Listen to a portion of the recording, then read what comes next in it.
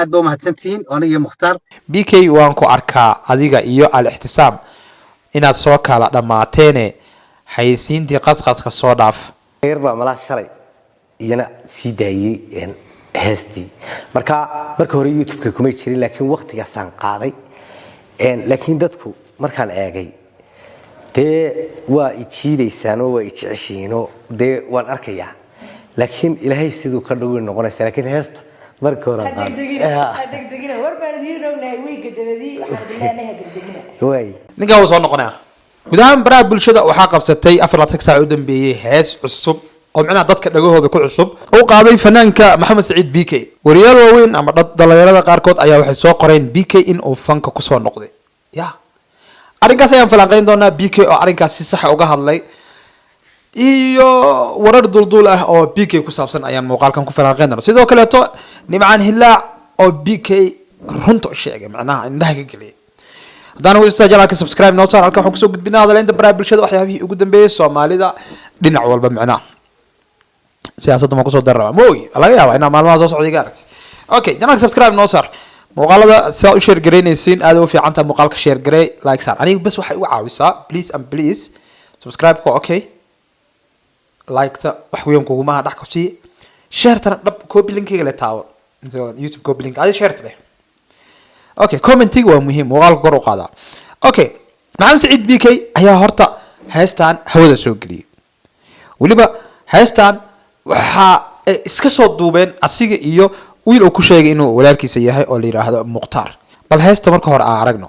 oo Maxamed iska soo duubay heesta magaceedu waxa la yiraahdaa Naqwa waa gabar magaceedu macnaha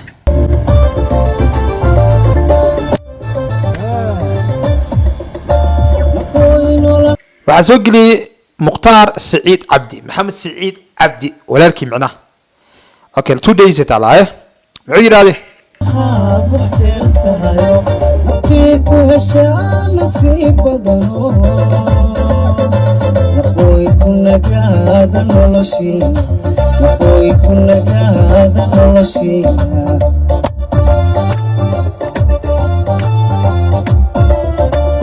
way nolohaad wax dheer tahayo nabtii ku heshaa nasiib badan way ku nagaada noloshii way ku nagaada noloshii way ku nasto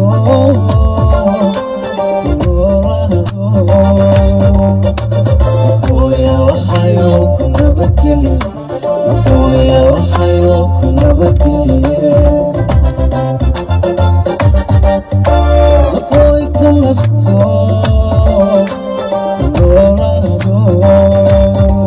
odayga ilaa hadda macnaha sacabka loo tumo waaya teembada soo qabsanayo hadda afka kala furnaa marka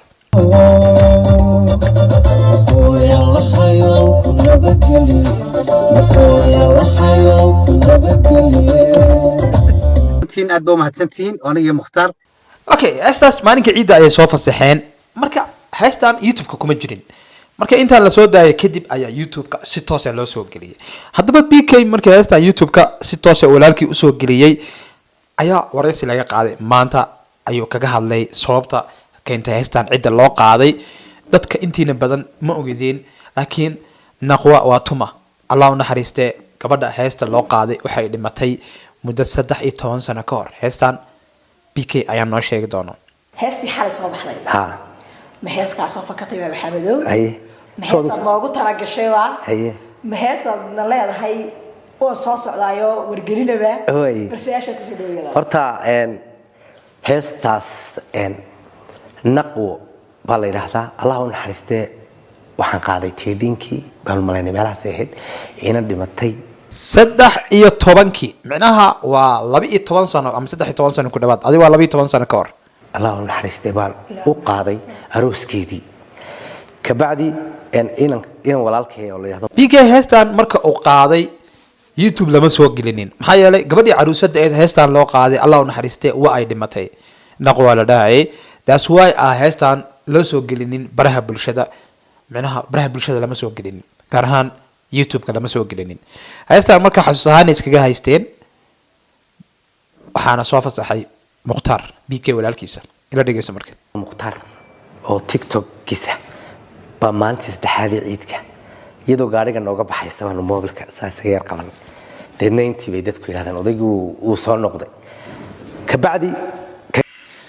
iyadoo gaariga nagaga baxayso that's why waxay ka dhigan tahay BK heesaha dhageysigooda muu daynin mar hadduuna daynin dhageysigooda inuu kusoo noqdana aniga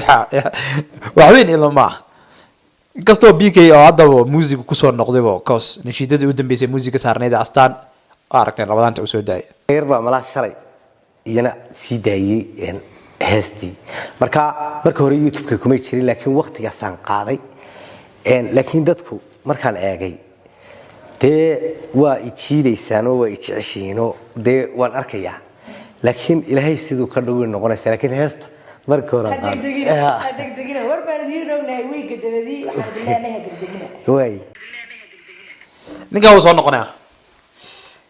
horta buuga hadda soo bandhigi rabaa laakiin uu soo noqonaya ila eg tahay markuu nashiidada muusiga soo qaaday dhowr marna masraxyada ka dhaxay heesaha qasiidooyinka ka warama heesaha bilaa muusiga ka warama BK weli fanka kama dheeraan ereygan uu leeyahay waad ijeceshihiin that's mean macnaha adinka dartiina usoo noqdo waa ma marsiyo soo socoto ay faan damaleena BK Allah ku soo aruuriyo BK jannada iyo naartu hal meel ka rabaa oo maleena in isku geysto astaghfirullah okay nimcaan hilaa ayaa markuu heestan mukhtaar uu soo dhigay commentiga soo galay wuxuu yidhi naqwo Allah u naxariisto heestan waxay ahayd hees loo dhan yahay shaqadeeda oo fadhigaasi qiiro gaara ayuu watay BK waan ku arkaa adiga iyo al-ixtisaam inaad soo kala dhamaateene haysiintii qasqaska soo dhaaf